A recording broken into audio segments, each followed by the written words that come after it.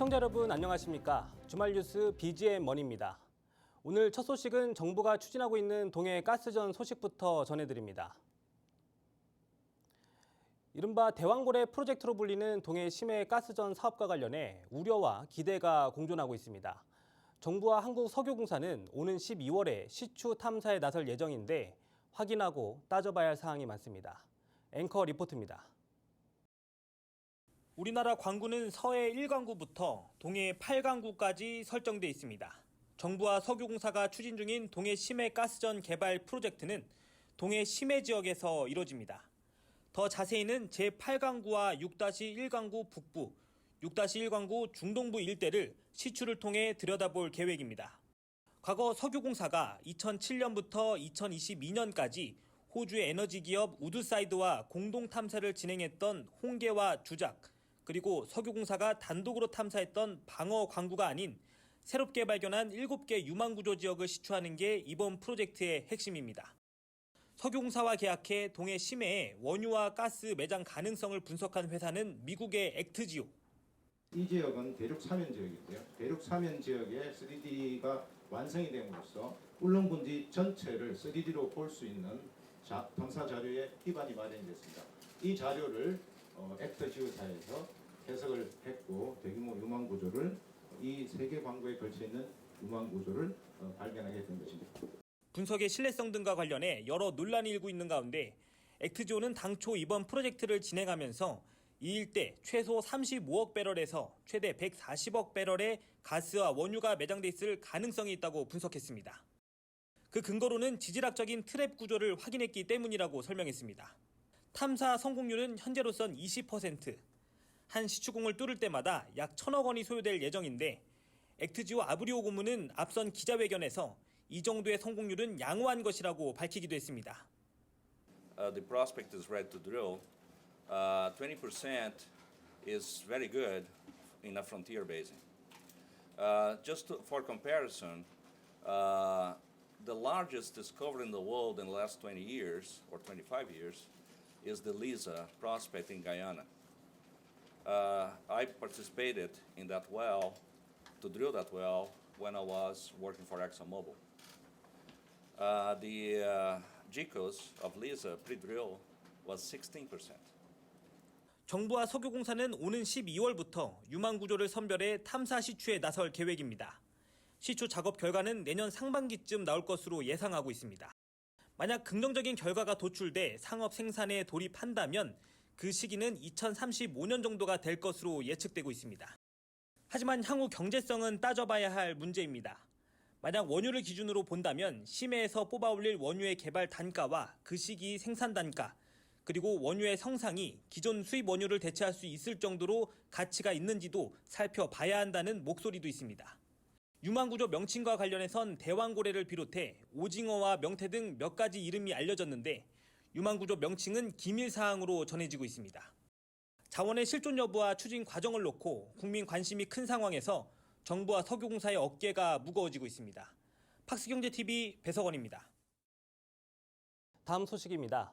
개인 투자자들에게 주식이나 펀드 투자 방법은 잘 알려져 있지만 국채 투자에 대해선 잘 모르는 분들이 많습니다. 그동안 국채는 최소 입찰 금액이 커서 기관이나 외국인들이 투자하는 경우가 많았는데 미래세 증권이 적은 금액으로도 투자할 수 있는 개인 투자용 국채 상품을 내놨습니다. 한상현 기자가 보도합니다. 이번 달부터 국민 누구나 비교적 적은 돈으로도 투자할 수 있는 개인 투자용 국채가 발행됩니다. 단독 판매 대행기관인 미래에셋증권에서 전용 계좌를 개설하고 청약기간사에 구매하면 오는 20일부터 계좌에 입고됩니다. 1년 만기 예금보다 2, 3년 만기 예금이 금리가 더 낮아지는 상황에서 10년 또는 20년 동안 확정된 금리를 적용받을 수 있고 거기에 가상금리, 연복리, 그리고 분리과세 혜택까지 받을 수 있습니다. 예를 들어 목돈 1억 원을 투자했다면 세전 기준으로 20년 뒤에는 2억 원 넘게 받을 수 있습니다. 또 노후를 대비해 연금처럼 받을 수도 있습니다. 만약 40세에 20년 동안 매월 50만 원씩 샀다면 60세부터는 20년 동안 매월 100만 원씩 받을 수 있습니다. 개인 투자용 국채는 노후 대비나 자녀 학자금 마련 등의 수요에 부합할 것으로 기대됩니다. 자녀들 키우고 있는 부모들 입장에서는 미래의 학자금이나 이런 것들에 대한 고민이 있을 수 있는데 그 부분에 대해서 이 개인 투자형 국채로 매월 아이한테 그 현금이 떨어지게끔도 구조를 짤 수 있기 때문에 그런 분들한테 가장 적극적으로 추천하고 싶습니다. 나라가 파산하지 않는 한 원리금을 잃을 위험은 사실상 없습니다.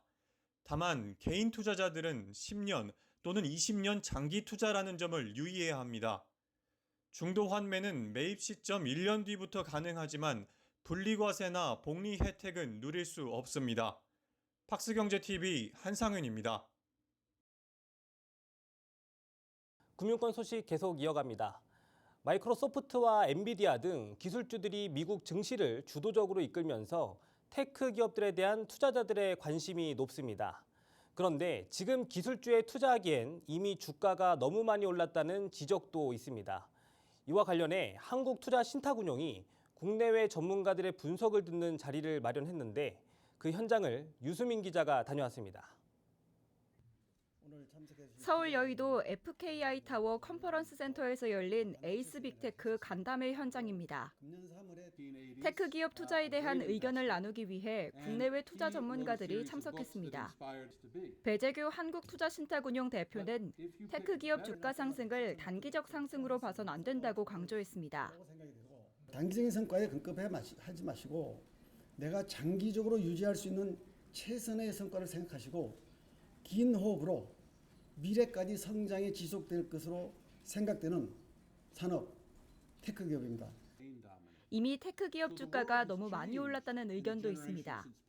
그러나 돈은 빅테크로 흐른다의 저자이자 그래비티 자산운용 대표인 아담 시셀은 여전히 투자 가치가 높다고 평가했습니다. One is tech companies are the most powerful economic engines ever created, and they're the most ambitious companies as well. And two, the accounting, which was designed almost 100 years ago, obscures tech's real earnings power. 김덕진 IT 커뮤니케이션 연구소 소장은 생성형 인공지능 산업의 성장에 주목했습니다. 16개 비즈니스에 걸쳐서 63개의 생성형 AI 사용 사례를 확인한 맥킨지의 보고서가 있었는데 거기만 보더라도 보시는 것처럼 4조 4천억 달러에 이르는 경제적 가치에 대한 창출 가능성을 보게 됩니다. 그리고 생성형 AI 발전과 함께 테크 기업의 가치도 계속 높아지고 있다는 분석입니다. 이에 맞춰 한국투자신탁운용은 에이스 빅테크 밸류체인 액티브 ETF 시리즈 4종을 상장했습니다. 해당 ETF는 빅테크가 주도하는 AI 산업을 클라우드, 생성형 AI, 온디바이스 AI, AI 반도체 등 4가지 테마로 구분했습니다. 또 4종의 테마별 ETF는 대표 기업인 구글, 마이크로소프트, 애플, 엔비디아의 각 25%를, 대표 기업과 함께 동반 성장할 밸류체인 기업의 나머지 75%를 투자합니다. 팍스경제TV 유수민입니다. 이어서 부동산 소식 전해드립니다. 소형부터 대형까지 각기 다른 평형으로 구성된 아파트가 각광받고 있습니다. 수요자들의 선택의 폭이 넓어진 만큼 자금 상황에 맞게 집을 마련할 수 있다는 것이 장점으로 꼽힙니다. 전영섭 기자입니다. 경기 군포시에 분양을 시작한 한 아파트의 견본주택입니다. 지상 최고 45층, 총 1,072가구 규모로 조성됐는데 전용 면적 59제곱미터부터 95제곱미터까지 총 10개 타입을 선보입니다. 소형부터 대형 평형까지 다양한 평형을 구성해 수요자들 선택폭을 넓힌 겁니다. 공간 사용도를 최대한 반영이 된 그런 최신식 설계가 적용이 되었기 때문에 전 타입의 드레스룸도 다 확보가 되어져 있고 선호도가 좀 높게 그렇게 좀 공간 구성이 좀 잘 되어 있다고 볼 수 있겠습니다. 소형 평형인 전용 59제곱미터, 거실과 침실 3개, 화장실 2개로 구성됩니다. 여기에 널찍한 다용도실과 드레스룸까지 확보해 1인에서 3인이 생활하기에 부족함 없는 공간을 마련했습니다. 결혼을 이제 막 할 준비를 하려고 하는 입장이다 보니까 너무 큰 평수는 좀 금전적인 부분도 있고 해서 좀 더 작은 평수를 보려고 하고 있고 이제 신축이다 보니까 이 정도 평수도 좀 괜찮다고 생각했습니다. 전용 76제곱미터, 침새 평형도 선보입니다. 국민 평형이라 불리는 전용 84제곱미터와 크기는 유사하지만 가격은 비교적 저렴하다는 장점이 있습니다. 서비스 면적은 11.9평으로 현관 팬트리와 대형 드레스룸 등 넉넉한 수납 공간을 확보한 것도 특징입니다. 수납 공간이 굉장히 많아서 우리 집에도 짐이 굉장히 많은데 보관하기 굉장히 좋을 것 같아요. 전용 84제곱미터는 수요자 입맛대로 꾸밀 수 있는 알파룸을 마련하는가 하면 광폭 주방을 통해 부엌 공간 활용도를 높이면서 거실은 한층 더 넓어 보이게 평면을 설계했습니다. 다양한 평형으로 선택폭을 넓힌 아파트가 수요자들의 선택을 받을지 귀추가 주목됩니다. 팍스경제TV 전형섭입니다. 은퇴 후 여가도 즐기면서 사회활동에 적극 참여하는 노년층을 액티브 시니어라고 부릅니다. 한미글로벌 D&I가 이런 액티브 시니어를 겨냥한 주택 상품을 선보였습니다. 어떤 특징이 있는지 계속해서 전영섭 기자가 보도합니다. 서울 송파구 위례 신도시에 들어설 시니어 주택의 홍보관. 현관에 들어서자 주방과 거실이 한눈에 들어옵니다. 침실 공간과 여유 있는 수납 공간을 갖췄고 독립적인 공간도 마련됐습니다. 1, 2인이 생활하기에 부족함이 없는 모습입니다. 안전을 위해 세대 내 문턱을 최소화했고 샤워 시설에는 안전바를 구비했습니다. 화장실, 침실 등 위급 상황 발생 시 즉시 대처할 수 있도록 호출 시설도 곳곳에 설치됐습니다. 비상상황에 대처하기 위해서 각 곳에 요소마다 비상벨을 설치를 했고요. 그 외에도 동작 감지 센서가 24시간 가동이기 때문에 자녀분들, 특히 어르신들의 건강한 생활하시는 분들께서도 걱정 없이 지내실 수가 있을 것 같습니다. 전담 영양사가 관리하는 건강식을 비롯해 24시간 건강상담 등 건강관리 서비스가 제공됩니다. 다양한 강좌와 문화 프로그램을 통해 입주자들과 새로운 사회관계를 형성할 수 있는 것도 장점입니다. 치매 케어 프로그램을 한의적인 차원에서 도입을 했고요. 그리고 사회적 건강을 위해서는 저층부에 있는 이 커뮤니티를 통해서 각종 프로그램, 특히나 헬스케어 그리고 강좌, 문화 프로그램들을 도입을 하였습니다. 현재 시니어 주택은 전국 39개소에 불과합니다. 이는 2022년 기준 전체 고령 인구 885만 명 중 8,491명만이 이용 가능한 것으로 시니어 주택에 입소할 수 있는 비율이 채 0.1%도 안 되는 겁니다. 이렇다 보니 자산도 어느 정도 있고 여가와 사회활동을 활발히 즐기는 이른바 액티브 시니어들에게 시니어 주택이 주목받고 있습니다. 얼마 전에 이제 은퇴를 했는데요.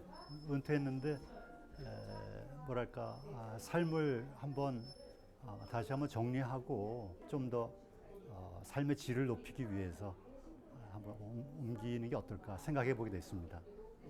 내년 초고령 사회 진입을 바라보고 있는 가운데 주택시장도 이에 발맞춰 새롭게 변화하고 있습니다.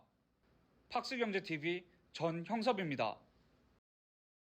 김홍무의 부릉부릉 시간입니다.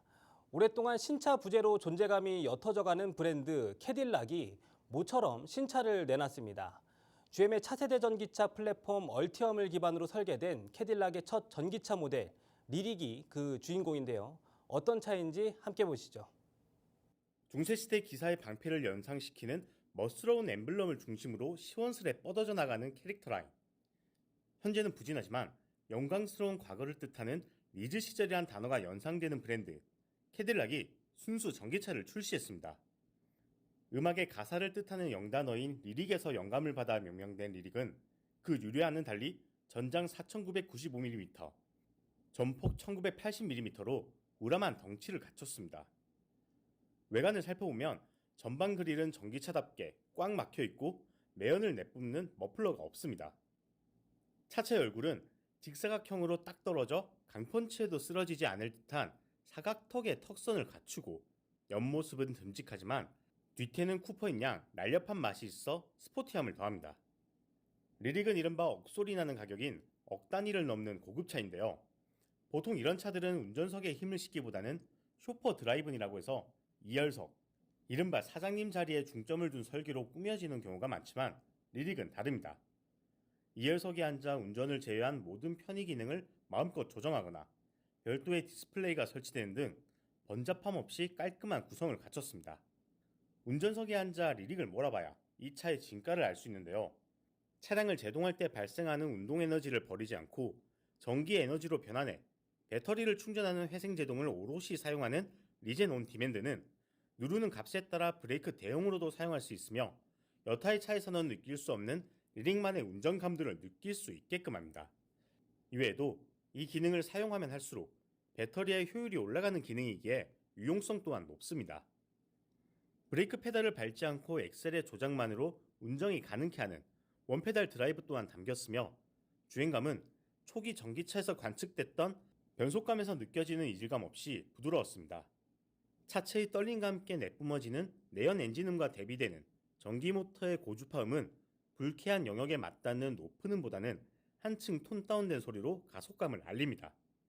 트렁크는 테일게이트를 통해 시원시원한 가구로 열리고 시트에 앉아 천장을 바라보면 뼈대를 이루는 가운데 프레임을 제외하곤 하늘을 바라볼 수 있게끔 큼지막한 썬루프로 채워집니다. 마지막으로 리릭만의 특별한 개성을 더하는 요소들을 짚어보고자 합니다. 탑승을 위해 차에 다가서면 빼꼼히 손잡이가 열리는데 이 모습이 마치 영린같이 역방향으로 튀어나옵니다. 센터페시아 디스플레이 아래엔 귀중품을 보관할 수 있는 수납 공간이 따로 있으며 조수석 앞 수납 공간은 손잡이가 따로 없이 디스플레이 화면 터치를 통해 열 수 있습니다. 지금까지 팍스경제TV의 김홍모였습니다.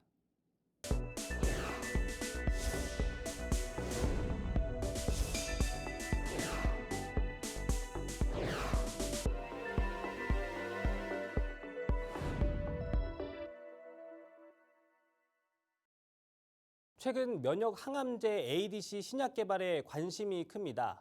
중요한 건 ADC 조직 내 세포 변화 등 정밀 분석을 통한 신약 개발의 필요성입니다.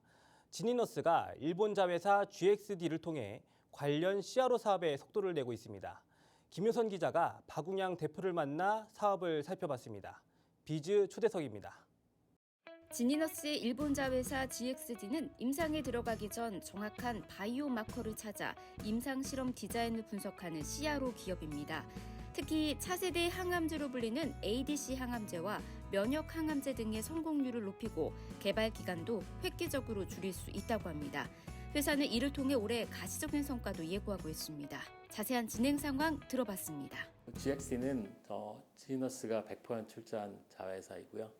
이름이 이제 GXD는 지놈 곱하기 데이터입니다. 그래서 이제까지는 저희가 유전체 분석하는 거에 중점이었으면은 저희 이제까지 분석한 데이터를 포함해서 앞으로 생산될 데이터를 이용해서 좀 더 정확하게 또는 임상 신약을 개발하는 데 필요한 그런 플랫폼을 만들겠다고 하는 게 저희의 목표입니다. 일본은 사실 인구의 숫자로 보나 아니면 경제 사이즈로 보나 거의 미국과 유사하기 때문에 저희가 미국으로 또는 글로벌 시장에 진출하기 전에 저희가 연습할 수 있는 또는 이제 저희가 한번 글로벌 시장에 들어갈 수 있는 좋은 찬스가 됐기 때문에 될 거라고 생각했기 때문에 저희가 일본에 진출하게 됐습니다.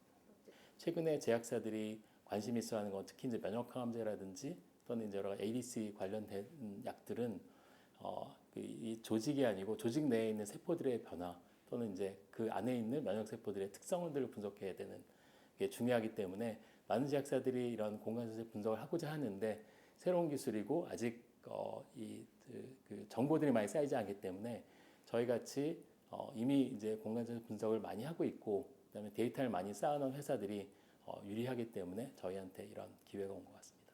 지금 대략 저희가 시작하는 거는 일본에서 저희가 100억 정도 규모로 시작을 하긴 하지만 지금은 거의 이제 그 개척해 나가는 시장인 거고 이미 기존에 이제 그 다른 회사들 벤치마킹해서 특히 이제 글로벌 빅파마하고의 계약을 통해서 우리가 매출을 점점 올리려고 하는 게 큰 목적이고요. 사실 동시에 진단 시장도 같이 좀 들어가려고 합니다. 무슨 얘기냐면은 일본에서 진단 시장이 아직 그렇게 유전체 또는 이제 이런 공간세 분석 시장이 아직 많이 열리지는 않기 때문에 저희가 이 CRO 비즈니스와 동시에 일본 진단 시장에도 진입을 하면 그런 매출을 달성할 수 있을 거라고 생각합니다. 미국의 이제 대표적인 회사 중에 하나가 템프스라는 회사가 있고 템프스라는 회사는 저희처럼 NGS 진단으로 시작을 했지만 지금은 사업의 한 30% 정도는 이런 오믹스 CRO 역할을 하고 있습니다. 이 오믹스 CRO로 현재 연간 한 1,000억 정도의 매출을 올리고 있는 회사이고요. 저희도 그 템푸스가 하는 수준 정도까지는 저희가 올라가는 것들이 목표이고요. 대략 한 이런 CRO 비즈니스로 해서 1년에 1,000억 이상의 매출 올리는 것들을 목표로 하고 있습니다.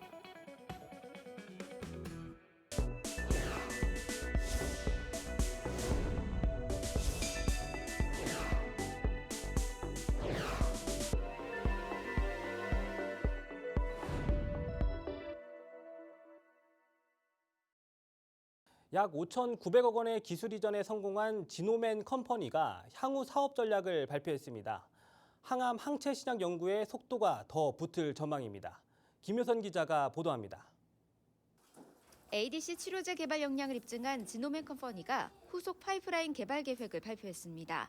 13일 기자간담회를 개최한 지노맨 컴퍼니는 디바이오 판가의 기술 이전을 통해 확보된 자금을 바탕으로 한층 속도를 내겠다고 밝혔습니다. ADC용 타겟들, 특히 신규 타겟 ADC용 타겟들을 갖다가 항체로 개발해서 다음에 기술 이전을 갖다 실현시킬 수 있는 준비를 해나가는데 가장 큰 그 자금이 쓰일 것으로 생각을 합니다. 그리고 그 이외에는 또 저희가 지금 추진하고 있는 마이크로바이옴을 이용한 새로운 어떤 사업화 계획에도 다소 그 자금들이 후속 파이프라인에서 주목할 물질은 면역 항암제로 개발을 진행했던 제나 104입니다. 면역 항암제로서 가능성이 컸던 제나 104가 신규 타깃 ADC용 항체로서의 가능성을 확인했는데 CNTM4의 발현이 암세포에만 발현이 되고 정상세포에서는 전혀 없다는 것을 확인. 특히 페이로드와 링커를 장착한 동물 실험 결과에서도 높은 효과를 확인해 ADC 항체로 R&D 역량을 집중하겠다고 밝혔습니다. 이외에도 ADC용 항체 개발을 위해 제나 120 등 3개의 파이프라인에 대한 전임상을 진행하고 있다고 알렸습니다. 이와 더불어 지노맨 컴퍼니는 그동안 확보한 마이크로바이옴 전임상 데이터를 기반으로 메디컬 그레이드 프로바이오틱스 신사업을 추진, 환자 대상의 치료 목적 건강기능식품으로 차별성 있게 사업화한다는 전략이며 화장품 브랜드 유이크 역시 라인업 확대로 추가 매출 성장을 예고했습니다. 저희의 내부적인 목표는 향후 늦어도 5년 안에는 저희 자체 자금으로서 영속적으로 비즈니스 운영해 나갈 수 있는 그런 바이오텍이 되겠다는 것이죠. 팍스경제TV 김효선입니다.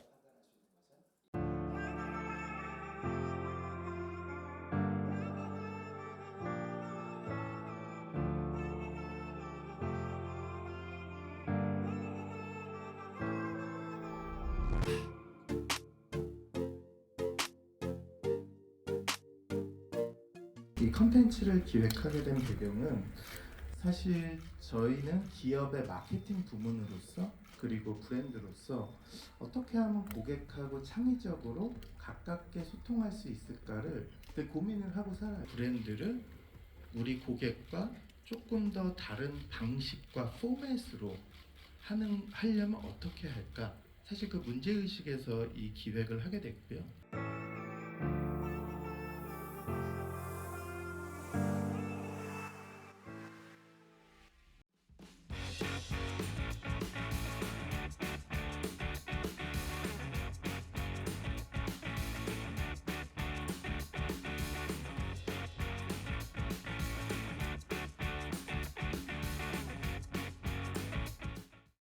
작업을 해주시는 분들이 아주 세밀하게 완벽하게 해주셔서 엄청 고맙습니다. 이렇게 좋게 꾸며줘서 행복하게 사는 거지 이제 앞으로. 지금 현재 그 목재로 된 부분 다 걷어내고 저희가 철제로 고정을 해놓은 상황이고요.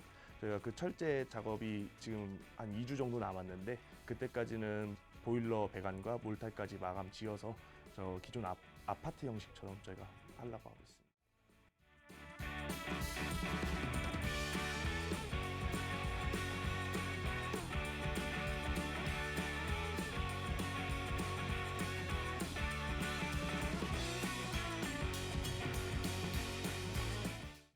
앞으로 더 많은 국가유공자분들이 혜택을 볼 수 있도록 주택업체들이 참여를 확대해 나갈 계획입니다.